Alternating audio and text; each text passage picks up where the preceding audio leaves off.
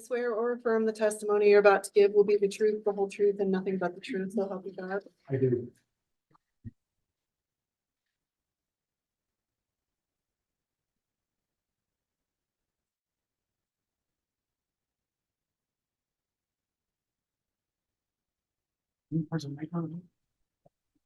Thank you.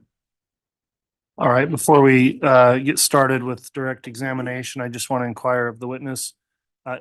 First, is there a title you go by, investigator, or officer, agent, et cetera? Investigators, fine, Your Honor. Investigator, all right. Investigator, is it Kararic? Kararic. Kararic. Have you observed any of this trial since it began either on the live stream or here in person at all? No, Your Honor. Okay. Have you talked to anyone else about testimony they've given in trial? No, Your Honor. Okay, thank you for answering those questions. You may go ahead and start your direct, Mr. Pryor. Investigator, would you state your name and spell your last name for the record for me, please? Asmir Kararic, Kararic. All right. Investigator, how are you employed? I am working right now for Idaho Attorney General's office as an In- investigator. In June of approximately 2020, were you employed in the same capacity? Yes, sir. At what time were you asked to participate in an investigation regarding Tammy Daybell? I believe I was assigned this case on April 10th of 2020. Okay, and on April 10th, was there a ending date for that investigation or your participation? Our office ended this investigation, I believe, in February of next year. So at some point, you were asked to participate in an investigation, and then in February, you were asked to cease that investigation. Is that correct? Correct. At some point, did you come to some conclusion regarding the investigation? Or was there some other reason for the ceasing of the investigation? I was asked by my chief to end the investigation because the Fremont County Prosecutor's Office wanted the case back. Okay, and originally they handed the case to your office, is that correct? Correct, for prosecution. And then at some point, they elected to ask that the case be returned to them, is that correct? Yes, sir. Okay. As part of your investigation, did you engage in an interview with a person by the name of Melanie Gibb? Yes, I did. And can you recall the date or dates that you interviewed Miss Gibb? That was August 5th of 2020.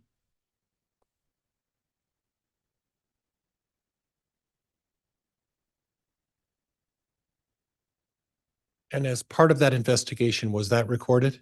Yes, it was. Was it your normal policy to record interviews of witnesses? Yes, sir. And that's generally a good practice, would you agree? Yes, To ensure that you get an accurate reflection of what was discussed during the interview, correct? correct. I want to go back, if you can recall, the amount of time you spent during the interview. The interview was 3 hours, 38 minutes, and I forget the seconds. It's about 182-page report.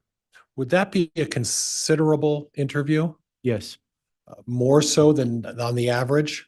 yes, Would it tend to be on the large end of an interview? yes. And can you explain to me why the interview took so long? Well, we had a lot to discuss. I had a lot of questions that I wanted to know from Ms. Gibb.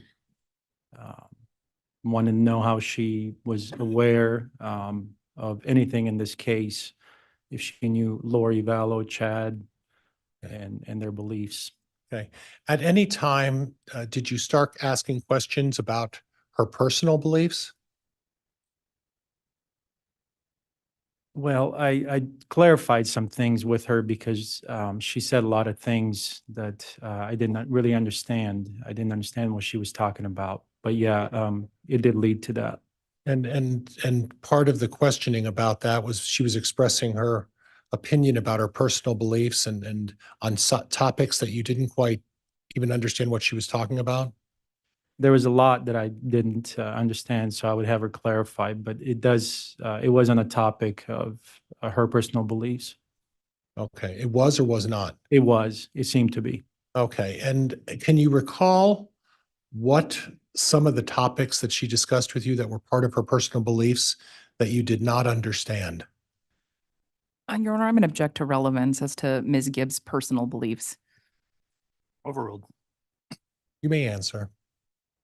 Some of the things that she was talking about is, I call it the scale, the light or dark. She gave me the impression that she can maybe was able to determine if a person was either light or dark. Is that something that she advised you of? She kind of hinted at it. Okay. And there were other options. She talked about her personal understanding of casting. She did talk about that. Okay. She talked about her personal understanding of being able to use vibrations as a means of healing or something to that effect. Something to that effect. Yes. And these were visions or the visions, excuse me. These were topics that she, in your opinion, she expressed that she had a true belief in. Is that correct? During the interview, I believe that she believed in that. Okay. Now, just to reiterate, this was on August 5th of 2020. Is that correct? Yes, sir. Okay. And it was more than a year after the allegations relating to the start of the case with Mr. Daybell and others. Is that correct? Your Honor, I would object. I believe that misstates the evidence. Sustained.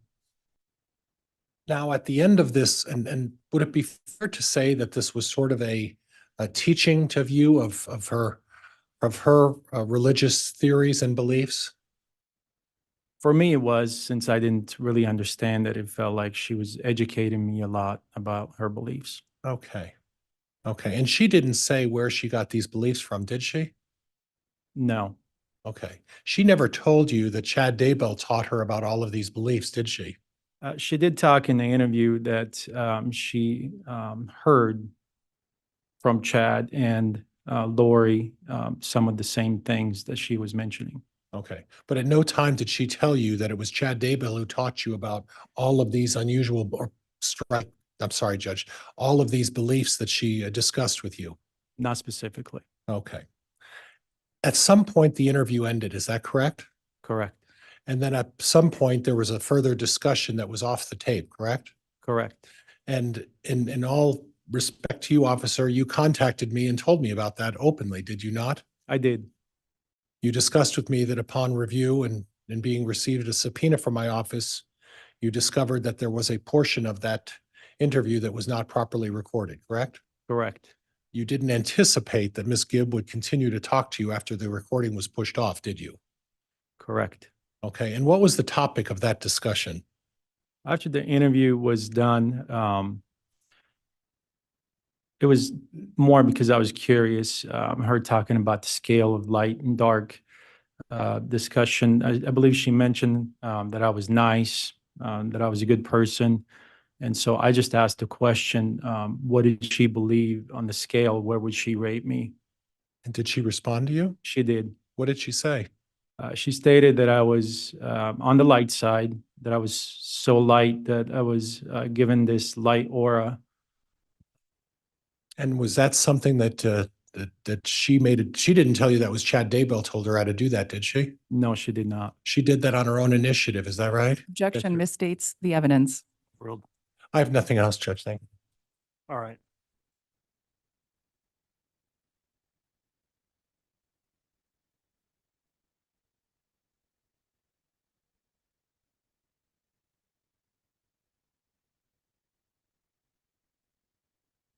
All right, Ms. Beatty, when you're ready, cross-examination. Thank you, Your Honor.